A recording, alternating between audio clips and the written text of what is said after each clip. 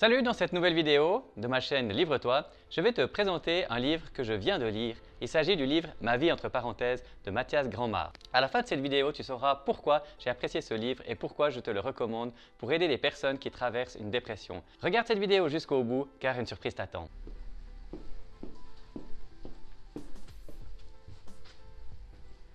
Livre-toi, c'est chaque fois un conseil et une offre intéressante. J'ai choisi de lire ce livre car j'ai plusieurs amis qui traversent actuellement un temps de dépression et je voulais mieux comprendre cette maladie afin de pouvoir venir en aide. Il ne s'agit pas d'un livre technique, mais d'un témoignage authentique et je suis sûr que cette expérience de vie peut aussi vous aider à mieux comprendre des personnes qui passent par la dépression. Mathias Granmar est un pharmacien chrétien. Il nous livre dans cet ouvrage son témoignage et comment il a fait pour surmonter la maladie psychotique. Ce livre ne vous laissera pas indifférent et vous aidera que vous soyez dans des souffrances semblables à celles de l'auteur ou que vous ayez dans votre entourage une personne qui traverse la maladie. Vous trouverez des conseils pour vivre et faire face au drame. L'auteur nous explique dans ce livre que chacun peut un jour rencontrer cette maladie. Mathias est né en 1978 dans une famille chrétienne qu'on pourrait dire classique.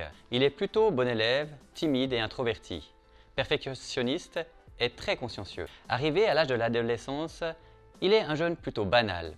Il a accepté Jésus-Christ à l'âge de 15 ans et il s'est fait baptiser. Plus tard, il est très engagé dans son église locale, il joue du piano et il conduit les temps de louange.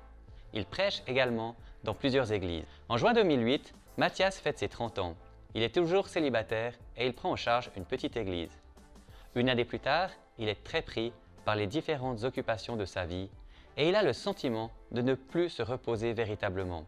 Il est euphorique, exalté, et il mène de plus en plus de combats simultanément. Il est très sollicité et il essaye de satisfaire tout le monde. Son sommeil est de plus en plus mauvais. Il a des idées bizarres, des réactions inappropriées avec son entourage. Il devient même parfois agressif. Son état se détériore de plus en plus au fil des jours et sa vie devient une sorte de mauvais rêve. L'angoisse l'envahit et il croit que les gens le regardent et qu'ils lui veulent du mal. Finalement, étant tellement mal, Mathias doit être hospitalisé dans un centre psychiatrique. C'est alors qu'il pense qu'il n'a pas été à la hauteur et que Dieu ne veut plus de lui. À l'hôpital, on lui donne des médicaments et il retrouve le sommeil. C'est alors que Mathias se rend compte que ce n'est pas évident d'être malade quand on est chrétien. On ne comprend pas toujours et c'est encore moins évident d'être atteint dans sa santé mentale. Ce qu'il vit n'est pas une déprime passagère, ni un coup de blues, mais une pathologie psychiatrique plus grave et il n'en connaît pas vraiment l'appellation. Il se sent seul, incompris. Il a l'impression que ceux qui l'entourent, sa famille, ses amis, les médecins et les pasteurs sont parfois dépourvus, dépassés, même s'ils veulent se montrer rassurants. À un moment donné, une mauvaise voix s'installe en lui quand il est angoissé. Mathias sait que Dieu est toujours avec lui, mais cette voix lui raconte tout le contraire. Deux personnalités luttent en lui. L'auteur apprend à vivre un jour à la fois. Il vit au ralenti et se sent comme dans une prison. Il doit prendre des médicaments. En tant que pharmacien, il connaît l'utilité de ces médicaments, mais aussi les conséquences. Vient le temps de la remise en question. Est-ce que je suis responsable de ce qui m'arrive? Est-ce que c'est ma faute? Est-ce que j'aurais pu éviter tout cela? Est-ce qu'il y a un péché non confessé dans ma vie qui engendre la maladie? Un péché de trop que Dieu ne peut pas pardonner? Est-ce que Dieu me punit? La question, en réalité, c'est « est-ce que je suis coupable ?» Non, il n'est pas coupable d'être devenu un malade mental. Il se rend compte que Dieu n'est pas un punisseur. Au contraire, Dieu pardonne tous les péchés. Petit à petit, Mathias se rend compte que la vie commence à reprendre ses droits en lui. Cela prend du temps. Il aura fallu 4 ans à l'auteur pour sortir de cet état. Mais après cette épreuve, il a su voir Dieu différemment. Il a une nouvelle relation avec ce Dieu d'amour.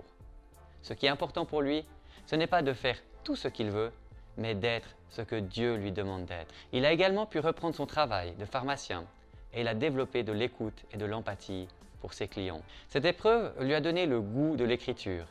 Et je ne peux que vous conseiller la lecture de ce livre, car Mathias nous parle avec sincérité et humilité.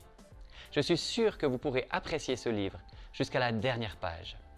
Ce récit est haletant. Vous verrez qu'il peut se mêler de l'angoisse, de la peur, de la solitude, mais aussi de l'espoir, de l'amour et de la foi. Des valeurs telles que l'amitié, la famille ou l'Église peuvent aider une personne à s'en sortir.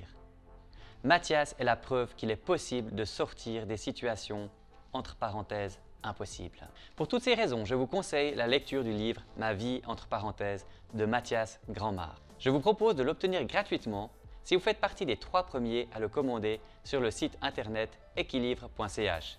Vous ne payerez que les frais de port. Pour cela, il vous suffit d'entrer le code MAVIE. Alors, profitez de cette offre. Si vous voulez me proposer un livre à présenter, vous pouvez me laisser un commentaire. Et n'oubliez pas que je vous ferai des offres à chaque présentation, donc n'hésitez pas à vous abonner pour être les premiers à bénéficier de nombreux avantages en cliquant sur la cloche. Si vous avez aimé cette vidéo, vous pouvez lui laisser un pouce bleu. Si vous avez lu ce livre et que vous avez un avis, écrivez-moi un commentaire. Partagez cette vidéo si vous pensez que d'autres personnes peuvent être encouragées par ce livre. Merci à tous de m'avoir regardé jusqu'à la fin et profitez d'une bonne lecture.